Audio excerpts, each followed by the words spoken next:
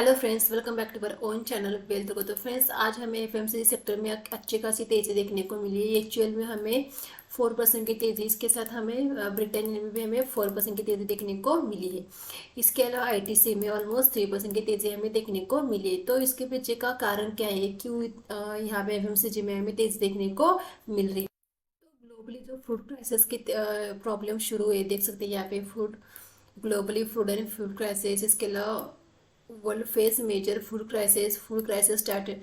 तो यूक्रेन और रशिया का जो वॉर हुआ था, उसकी वजह से जो यहाँ पे जो फूड क्राइसिस का प्रॉब्लम स्टार्ट हुआ है, इसके वजह से यूरोप में भी यहाँ पे देख सकते हैं फूड क्राइसिस का प्रॉब्लम शुरू है इटली में। तो इसकी वजह से जो फूड रिलेटेड स्टॉक है, जैसे कि एफएमसीजी के स्टॉक, एचयूएल हुआ, आईटीसी हुआ, डाबर हुआ, तो इन सारे स्टॉक में हमें तेज़ी देखने को मिली है। एचयूएल में हमें 4% की तेज़ी देखने को मिली। तो हम इन सारे स्टॉक के चार्ट देखने वाले कि क्या हमें किस प्राइस पे स्टॉक को खरीदना चाहिए। तो यहाँ पे मैंने गोदरेज कंज्यूमर का चार्ट लगा के रखा है। तो अगर यहाँ पे देखेंगे हमें तो जैसे ही मानो यहाँ पे अगर हम इस स्टॉक में बाइंग करेंगे, तो हम अगर इस लेवल को देखेंगे, बाइंग लेवल हमारी, तो 839 के ऊपर हम इस स्टॉक को बाय कर सकते हैं। 809 हमारा एसएल रह सकता है, और हमारे टारगेट हमें आने वाले दिनों में 930 तक के टारगेट शॉर्ट टर्म में मिल सकते हैं। तो अगर आप स्विंग ट्रेंड के लिए या आप शॉर्ट टर्म के लिए स्टॉक को ले सकते हैं। 839 के ऊपर हमारी बाइंग रहेगी, 809 हमारा एसएल रहेगा, एंड 930 हमारे टारगेट रहेगी स्टॉक के अंदर। तो चलो हम और एक स्टॉक देखते हैं, जैसे कि हम डाबर को देखते हैं। डाबर में हमें क्या देखने को मिलता है, सेम चार्ट पैटर्न सेम दिख रहे हैं हमें डाबर का भी। अगर डाबर में भी हम अगर बाइंग कर लेते हैं 526 के ऊपर अगर बाइंग कर लेते, तो बहुत छोटा हमारा एसएल आ रहा है।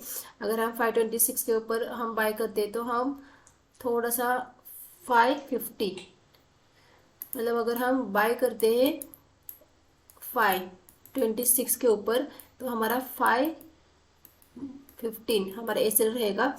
अगर हम यहाँ पे टारगेट अगर देखने की कोशिश करते हैं, तो यहाँ पे अगर हम देखेंगे तो यहाँ पे हमें 575 तक के टारगेट भी शॉर्ट टर्म में देखने को मिल सकते हैं। अगर हम देखेंगे तो गोदरेज और डाबर का चार्ट हमें सेम लग रहा है। सेम यहाँ पे एक डब्ल्यू पैटर्न की तरह फॉर्मेशन दिख रहा है। नेकलाइन के आसपास दोनों ही स्टॉक यहाँ पे ट्रेड कर रहे हैं। अगर ये नेकलाइन के ऊपर अगर ट्रेड करने लगते हैं, तो यहाँ पे हमें अच्छी खासी तेजी देखने को मिल सकती है। अगर हम एक स्टॉक देखते हैं, तो हम हिंदुस्तान यूनिलीवर, जिसमें आज हमें 4% की तेजी देखने को मिली है। तो सेम पैटर्न चल रहा है इन स्टॉक में। अगर यहाँ पे देखेंगे, यही यहाँ पे अगर हम देखेंगे, तो यहाँ पे देख सकते हैं एक हमें पुष्पा टाइप डब्ल्यू दिख रहा है। Look at the pattern.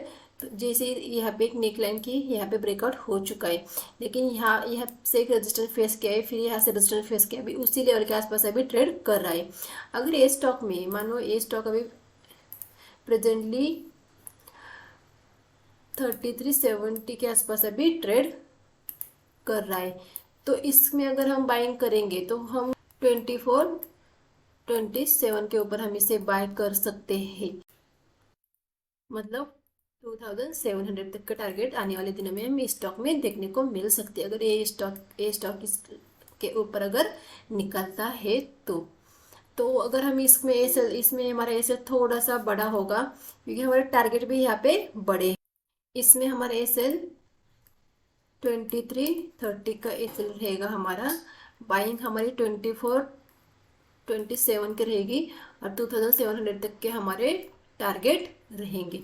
तो एसएल बड़ा है, इसके मुकाबले हमारे टारगेट भी यहाँ पे बड़े हैं। तो आप अफोर्ड कर सकते हो, तभी स्टॉक में इन्वेस्ट कीजिए। शॉर्ट टर्म में आपको अच्छे टारगेट देखने को मिल सकते हैं। इसके अलावा अगर हम और स्टॉक देखते हैं, तो ब्रिटेन में भी हमें अच्छी खासी तेज़ी देखने को मिली। अगर आप देखेंगे तो पूरे यहाँ पे सारे सेक्टर के स्टॉक है ना, उसका पैटर्न हमें सेम देखने को मिला है। सारे अपने एक नेकलाइन के आसपास या अपने रजिस्टर के आसपास ट्रेड कर रहे हैं। तो इस यहाँ पे अगर देखेंगे हम ब्रिटानिया के अंदर भी सेम पैटर्न देखने को मिल रहा है। जब तक है 3750 के ऊपर 3750 के ऊपर नहीं निकलता, यहाँ पे हमारी कोई भी बाइंग लेवल नहीं रहेगी। 3750 के ऊपर निकलता है तो हम यहाँ पे बाय कर सकते हैं। फिर हमें शॉर्ट टर्म के अंदर 4000 तक के टारगेट देखने को मिल सकते हैं। तो आपका एसएल यहाँ पे छोटा रहेगा 3750 के ऊपर। अगर आप बाइंग करेंगे तो आपको इसके इस लाइन के नीचे यहाँ पे एक एसएल रख सकते हैं, इसके ऊपर रहेगा तो हम अच्छा टारगेट यहाँ पे देखने को मिल सकते हैं। इसके नीचे आएगा तो आप वहाँ से एग्जिट भी कर सकते हैं, तो आपको ज़्यादा लॉस यहाँ पे होगा नहीं, कम लॉस यहाँ पे होगा आपको। आप अगर एग्जैक्ट रजिस्टर अगर वो क्रॉस कर लेता है, जैसे यहाँ पे देख सकते हैं यहाँ पे उसका रजिस्टर है, रजिस्टर के ऊपर निकलता है, जिस तरह से यहाँ पे देख सकते हैं इतनी बड़ी कैंडल, यहाँ पे इतनी बड़ी कैंडल बनी है यहाँ पे, इससे बड़ी कैंडल से अगर इस लेवल को ब्रेक कर ले तो डेफिनेटली एक अच्छा ब्रेकआउट हम इसे कहेंगे। तो आने वाले दिनों में हमें 4000 या 4000 प्लस के भी टारगेट इस स्टॉक के अंदर देखने को मिल सकते हैं। और फिर हम देखते हैं आईटीसी को अगर हम देखेंगे प्रेजेंटली, तो आईटीसी में हमें काफ़ी दिनों से एक तेज़ी देखने को मिली है। पूरे मार्केट में हमें गिरावट देखने को मिली है, लेकिन आईटीसी का अगर आप चार्ट देखेंगे तो कंटिन्यू अप ट्रेंड में चल रहा है। अगर देखेंगे ना 200 से लेकर 300 तक का सफ़र नॉन स्टॉप किया है। यहाँ से जो ऊपर चलने स्टार्ट किया है, एक प्राइस एक्शन बना के ऊपर की तरफ मोमेंटम कर रहा है। तो आईटीसी में बहुत ही अच्छा हमें एक पैटर्न देखने को मिल रहा है।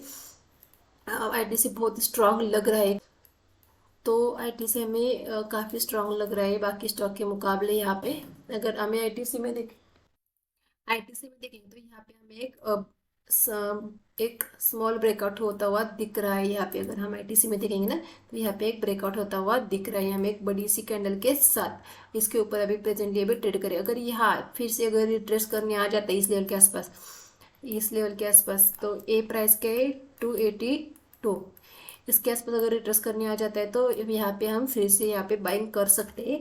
अगर ये नहीं आता है, कंटिन्यू ऊपर चल जाता है, तो ऊपर हम 3223 तक का टारगेट देखने को मिल सकते हैं, या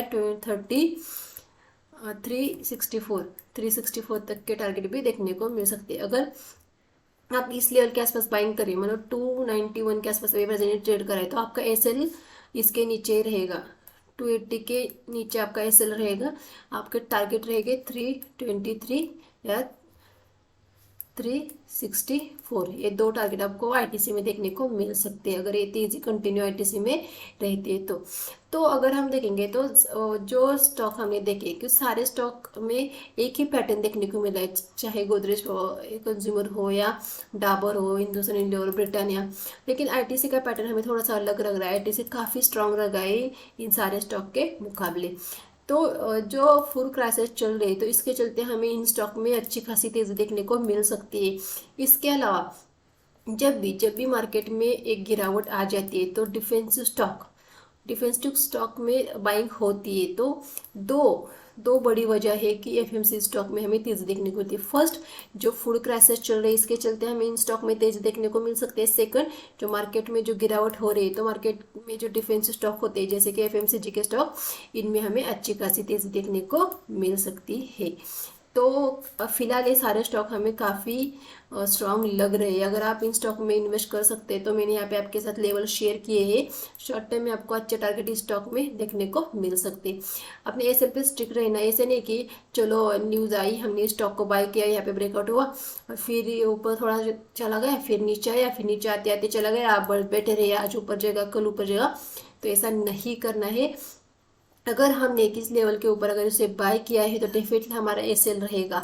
एसएल के बिना हम किसी भी स्टॉक में वहाँ पे बाइंग नहीं करते। मैंने इससे पहले गए जब भी हम ड्राइविंग कर लेते तो वहाँ पे जो सीट बेल्ट होता है ना हमारा सेफ्टी का, उसी तरह अगर हम किसी स्टॉक में बाइंग कर लेते तो एसएल हमारे यहाँ पे सीट बेल्ट है, या फिर हम बाइक चला रहे तो हमारे जैसे हेलमेट हमारा सेफ्टी हो जाता है, उसी तरह एसएल हमारे यहाँ पे सेफ्टी है।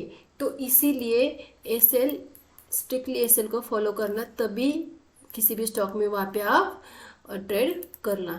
तो आई होप फ्रेंड्स वीडियो अच्छा लगा, वीडियो को लाइक कीजिए, चैनल पर नए चैनल को सब्सक्राइब कीजिए। Thank you.